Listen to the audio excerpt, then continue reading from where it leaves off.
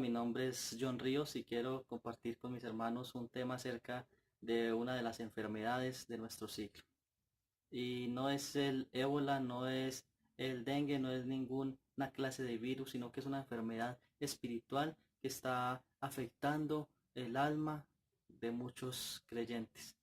Es la apostasía. Y aunque no quiero entrar en el tema y ahondar en este tema tan amplio que es la apostasía, los falsos maestros, los falsos profetas, pues quiero citar el versículo que está en 1 Timoteo capítulo 4 versículo 1 que dice que el Espíritu dice claramente que en los postreros tiempos algunos apostatarán de la fe, escuchando a espíritus de demonios y practicando estas doctrinas.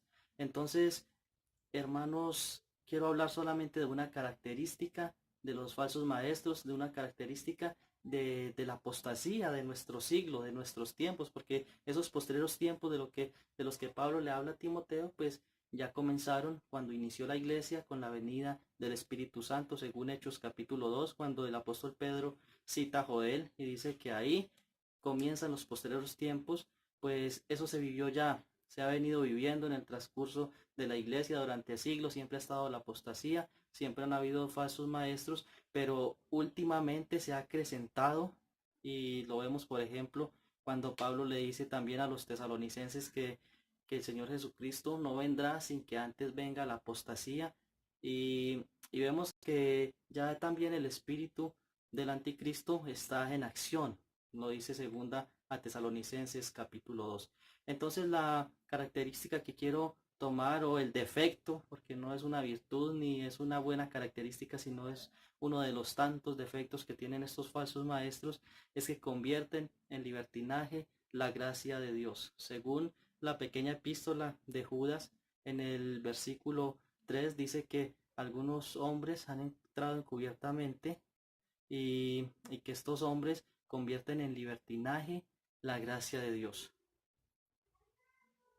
Pablo, cuando le escribe a los romanos, uno puede deducir que la iglesia de Roma, o los romanos a los que Pablo le escribe la epístola, pues ellos estaban también haciendo lo mismo, estaban convirtiendo en libertinaje la gracia de Dios. Pablo en el capítulo 6 de Romanos dice que pues perseveraremos al pecado para que la gracia abunde.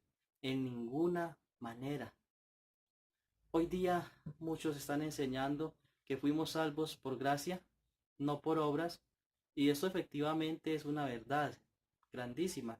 Pero entonces esa gracia de Dios, al convertirla en libertinaje, se da la idea o se enseña claramente que entonces, como ya somos salvos por gracia, salvos siempre salvos, entonces podemos hacer y deshacer porque simplemente ya soy salvo, y como no puedo perder la salvación, entonces puedo seguir pecando. Y Pablo dice: en ninguna manera, de ninguna manera es esto así.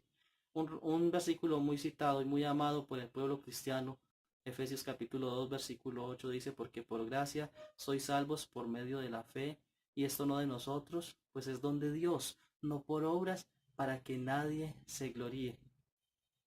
Y el versículo siguiente es: que somos hechura suya, creados en Cristo Jesús para buenas obras, las cuales Dios preparó de antemano para que anduviéramos en ellas. Hay muchas eh, interpretaciones acerca de salvos por gracia, y una de ellas es que como ya soy salvo por gracia, entonces puedo pecar, pero eso es convertir en libertinaje, es decir, distorsionar la doctrina de la gracia, que bien distorsionada haya sido por la historia.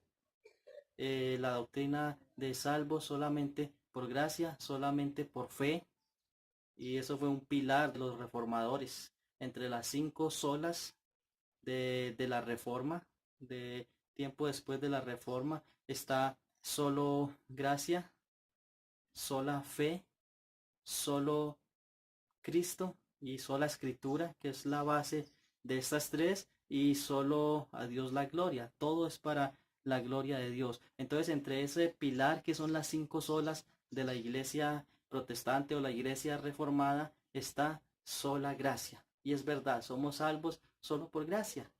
Y Dios, en su infinita gracia, nos escogió antes de la fundación del mundo y salvó a sus escogidos, que había escogido desde antes de la fundación del mundo, solo por gracia. Ahora, Si usted es uno de esos salvos por gracia, si yo he sido uno de esos salvos por gracia, debo vivir de acuerdo a lo que Dios dice, que es un hijo suyo, que es un redimido suyo. La palabra de Dios dice que Él nos escogió desde antes de la fundación del mundo para que anduviésemos en sus obras, las cuales Él había predestinado desde antes de la fundación del mundo. Entonces, el decir que yo puedo pecar porque ya soy salvo es una herejía grande en nuestros días. Y tristemente muchos creyentes el día de hoy pues no lo declaran, pero viven de acuerdo a esa enseñanza. Y eso es algo peligrosísimo, a lo cual yo quiero exhortarles en este pequeño mensaje.